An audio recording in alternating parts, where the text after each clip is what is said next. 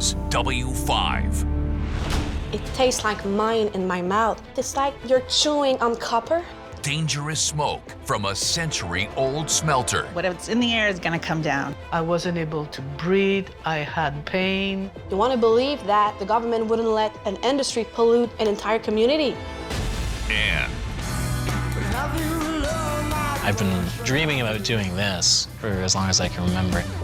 a soaring talent gives voice to his heritage. His voice is incredible. I think his voice is incredible. That was his gift. I could hear him singing. Music has always been where I found my place. Here is Avery Haynes. Welcome to W5. It's Canada's only copper smelter, and the people who live around it say it's slowly poisoning them with arsenic. Geneviève Beauchemin investigates why the government is allowing the smelter to spew chemicals at levels higher than their own recommended safety guidelines, and what the community is doing to fight back.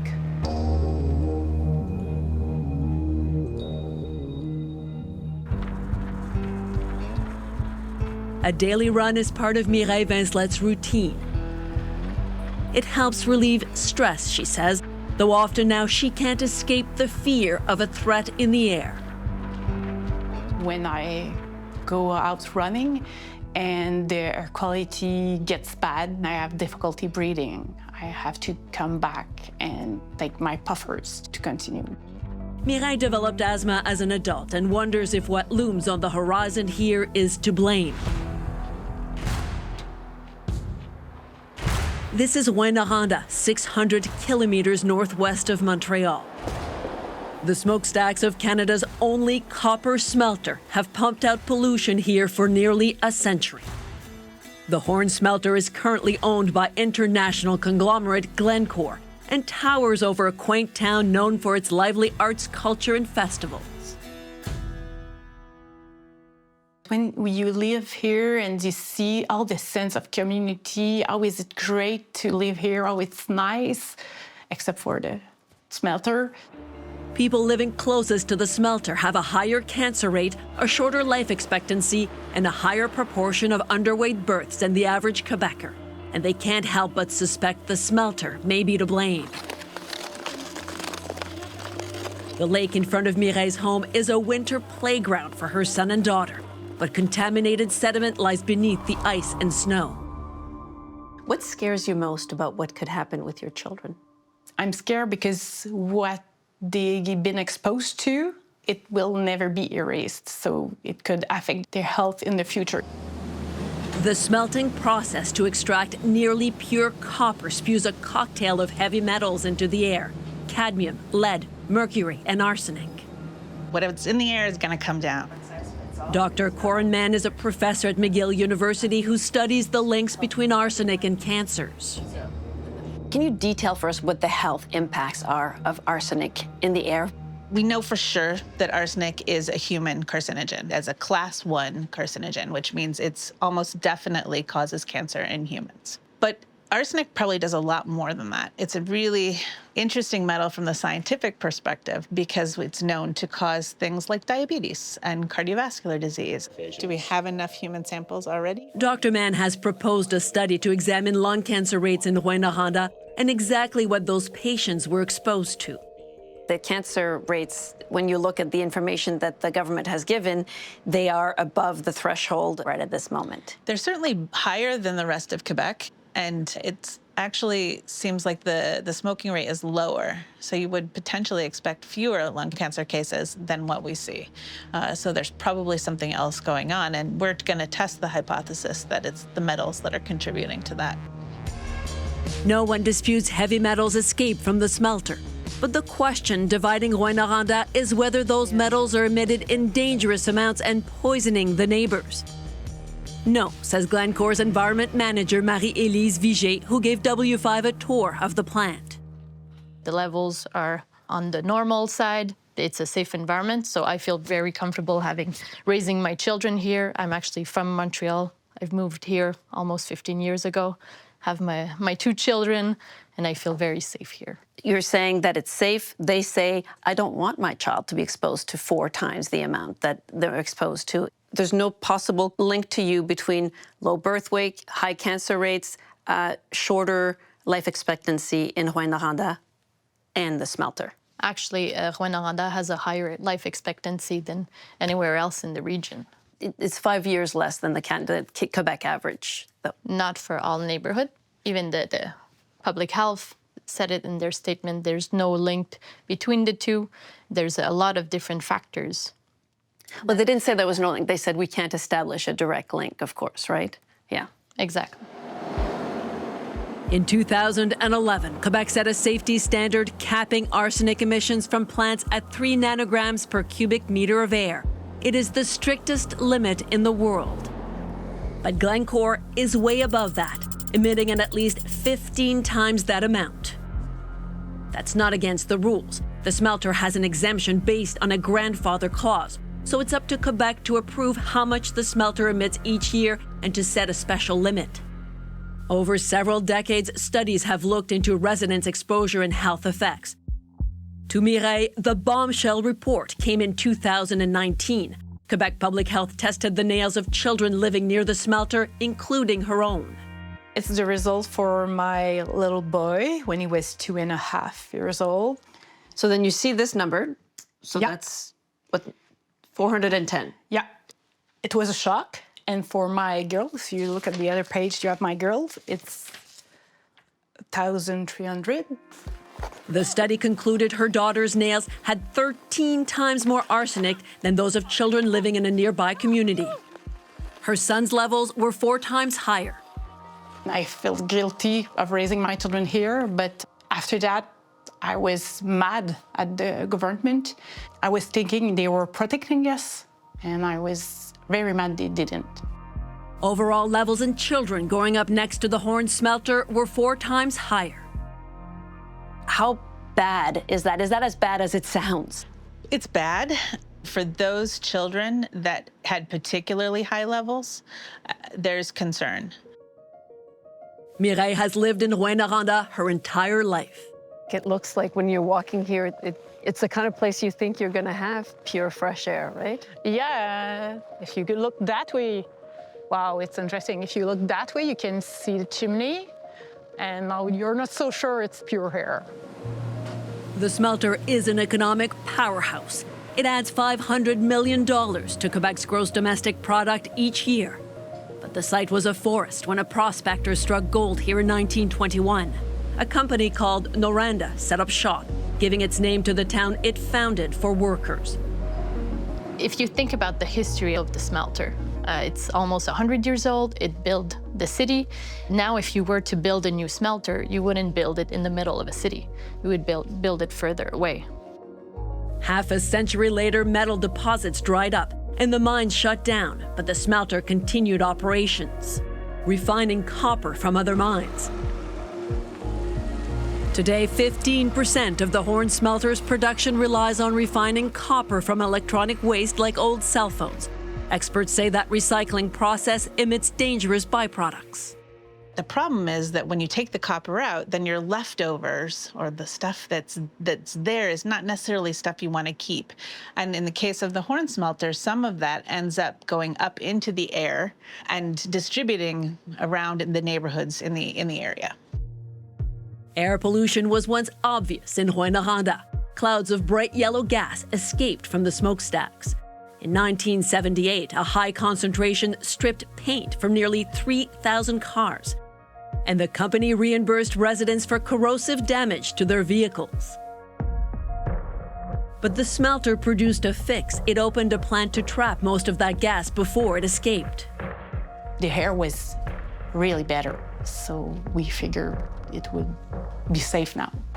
In 2022, though, news broke that would shatter that sense of security for many. That study on arsenic levels in children living close to the smelter contained even more explosive information that was never released to the people of Rouyn Noranda until it was leaked to the media. And that would lead many in this community to mobilize. Then Quebec Public Health Director Horacio Arruda removed a section of the study before publicly releasing the results. It detailed a hypothesis that there could be significantly more cases of lung cancer over a 70-year period because of emissions. At the time, the health director claimed the section was removed because it should be included in a separate, more comprehensive study at a later date. That study was done 2.5 years later. Was there a point where you thought, I need to leave? My work is here, my parents are here, friends, family, and where can I move? Mireille decided to stay and fight rather than to leave Rouyn Noranda. She founded Arrêt, or Stop in English. The group's goal isn't to close the plant, but to push the Quebec government and the smelter to find ways to cut emissions. I cannot leave the kids in the school getting exposed like that. I had to do something. When we return, Glencore is going after profit. This is what they do. a community looks for help and answers. And if they have to close, close. When W5 continues.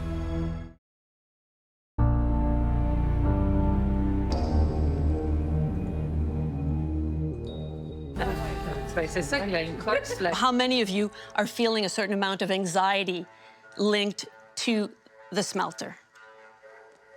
Dozens of Rouyn Noranda residents are campaigning to clean up the air around the copper smelter that looms over their neighborhoods. W5 set up a town hall to listen to what they have to say.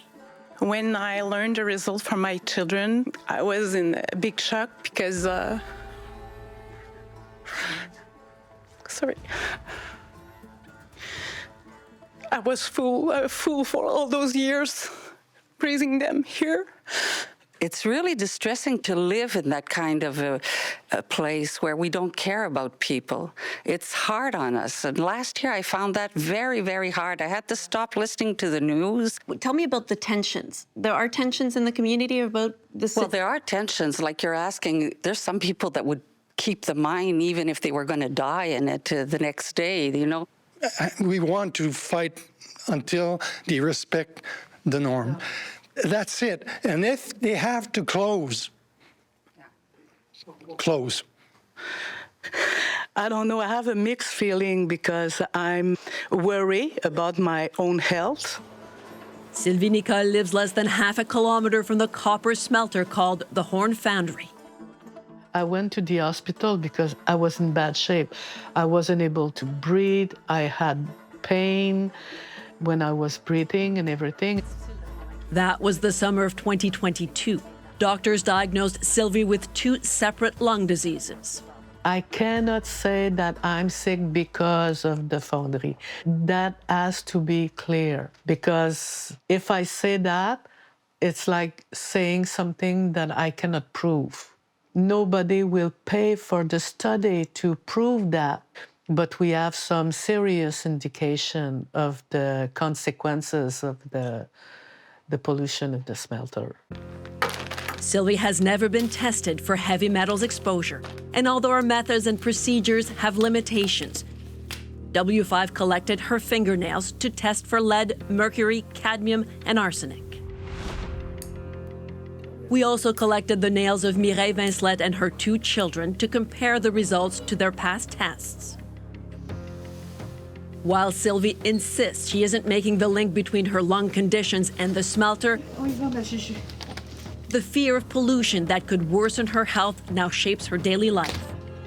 A simple walk with her dog requires methodical planning, checking the air quality and wearing a mask. You're not advocating for the smelter to close. When you say that, you have to assume that you will put the problem in someone else's yard. And I don't feel comfortable doing that. If you stay here, I want the government to push so that they respect the norm. That norm is a major flashpoint in Rouyn Noranda. The smelter has an exemption from a provincial limit of 3 nanograms of arsenic per cubic meter of air. It is reviewed every 5 years. As the backlash over arsenic emissions reached its peak in 2022, the smelter had to renew its certification. Owners Glencore pledged to lower levels to 15 nanograms by 2027, with a major $500 million investment, a project already in the works for a decade.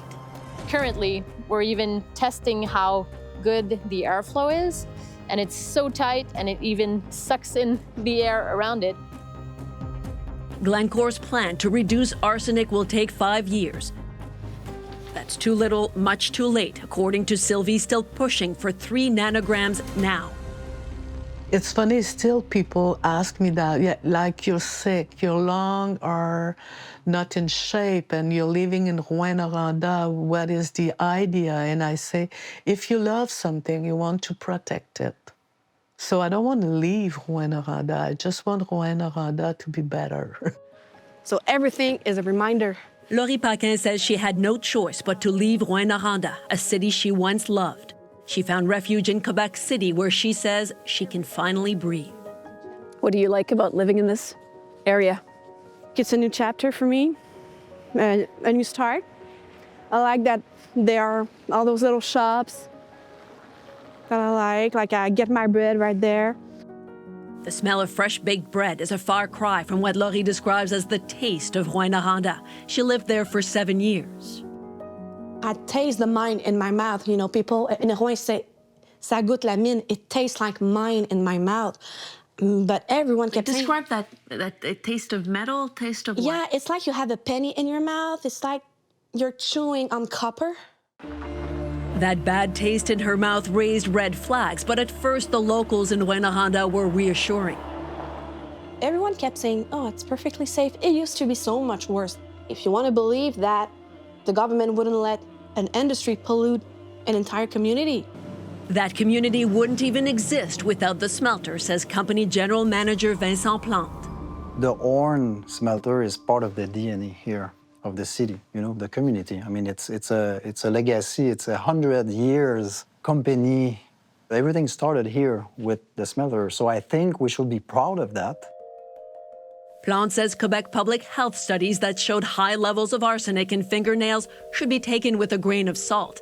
That older studies have shown levels are acceptable and that better testing is now needed. We talked to specialists, to experts, and according to the expert, that we saw some, I would say, weaknesses in the methodology and some flaws in how it has been performed. Really, there is no cause and effect and correlation between the results. We know that arsenic is emitted by Glencore. We know that arsenic is a known carcinogen. So you're saying to people, don't worry about those results too much, we need other studies? We are willing to do that study. Today, there is no scientific or any data that can correlate impact on the health of the people, and we're confident that there is none as we speak, but this is why, again, that we advocate the fact we need to continue the biomonitoring campaigns. And many locals may be inclined to cut the company some slack. Images of the copper products produced at the smelter are everywhere, stamped on street signs and even daycares. Glencore bought the company in 2013, and that name is tied to key sports and cultural events. A powerful reminder the city's fortunes are closely tied to the smelter. When we talk about the Rouyn smelter, I think it's important to highlight we talk about 650 employees, mostly all citizens here in Rouyn Noranda, that are proud of what they do. Some fear voices of dissent could run Glencore out of Rouyn Noranda, cost them their jobs and their town. Quebec Premier François Legault, Minister of the Environment Benoit Charette, and Public Health Minister Christian Dubé all turned down W5's interview requests. The fact that they're at a higher risk of cancer in itself shouldn't be. Both the Quebec government and Glencore are named in a class action suit lawyer Karim Diallo is preparing on behalf of residents. It's difficult to prove someone has cancer because of the smelter. So how do you get over that hurdle? We're not claiming physical injuries. We're not claiming for a cancer per se. We're claiming for the emotional damage. The fact you live there puts you at a higher risk. And for the fact that you weren't provided with the information in a timely manner when they knew they were exposing the citizens to such levels. Karim says the lawsuit could include tens of thousands of people in Rouyn Noranda. It alleges the company knew about the harmful arsenic emissions and didn't share that information with residents soon enough. Glencore could decide to really tackle the problems and reduce the emissions. They could do that, and that would help solving the problem. For years, residents have feared living next to the smelter exposes them to harmful effects of chemicals like arsenic. W5 collected nail samples from Mireille Vincelette and her 2 children, as well as from Sylvie Nicole, and had them tested at a private lab. Our methods have limitations, but we closely followed the lab's protocol. The Mayo Clinic says the relatively new method can be an indicator of exposure to harmful metals over time. And on its site, the clinic sets an excessive exposure level of arsenic to above 1.0 microgram per gram for adults. It does not indicate a level for children most vulnerable to exposure. Our tests indicate Sylvie, Mireille, and her 2 children are below that 1 microgram per gram level, but have 3 to 10 times more arsenic in their nails than a W5 staff member we tested. The children showed the highest levels. We showed our results to Corin Mann, who specializes in diseases caused by arsenic at McGill University. When you look at those results, are these results concerning? They are concerning to me. I think they're levels that are higher than I would have expected and would prompt me to want more information and more testing done. Mireille Vincelette and her 2 children's nails were tested before. Quebec Public Health results in 2018 and 2019 also suggested her family was exposed to levels several times higher than residents of a neighboring town. I see that my kids still have more arsenic in their nails. There is cadmium and lead in our bodies as well. Of course, we don't know the impact of it.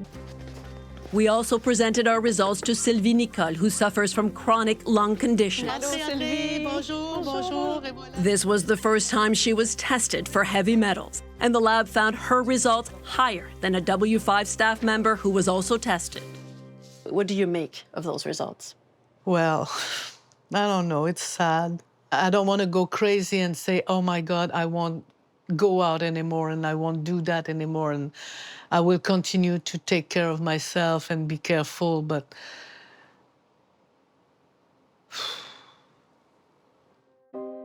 The smelter did not address our results, but dismisses the Quebec Public Health studies of 2018 and 2019. Glencore insists the levels don't reach a dangerous threshold, but that even more importantly, toxicologists hired by the smelter say fingernail studies are not reliable. Smelter officials point to an 18-year-old study dating back to 2006, looking at urine samples. It concluded residents were exposed to acceptable levels. The Quebec government has announced it will set up a buffer zone around the smelter's perimeter. Glencore will pay to demolish about 80 buildings closest to the plant. One was already taken down, and the province will pay $85 million to relocate 200 families. What do you see as the future for your children? How do you, when you dream of their future, where they're going to be, what they're going to do, what do you see? I hope they will be healthy, and I think all that happened could help them grow in knowing you have to defend yourself, and with the force of the people, you can achieve so much. People living in the buffer zone are still waiting to find out exactly when they'll be relocated.